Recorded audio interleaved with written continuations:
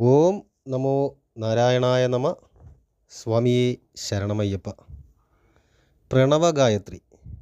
പ്രണവം എന്നാൽ ഓം എന്നതാണ്. ത്രിഗുണാത്മകമാണ്. സൃഷ്ടികർത്താവായ ബ്രഹ്മാവും പരിപാലകനായ ശ്രീ മഹാവിഷ്ണുവും ലയംകരനായ ശ്രീ മഹാരുദ്രനും അടങ്ങിയതാണ് ഓംകാരം അഥവാ പ്രണവം. അതിനാൽ പ്രണവമന്ത്രം ജപിക്കുന്നത് അല്ലെങ്കിൽ പ്രണവഗായത്രി ജപം അർത്ഥഭാവനയും നടത്തുന്നവർക്ക് സർവേശ്വരപാദങ്ങളെ പ്രാപിക്കുവാൻ കഴിയും എന്നതാണ്.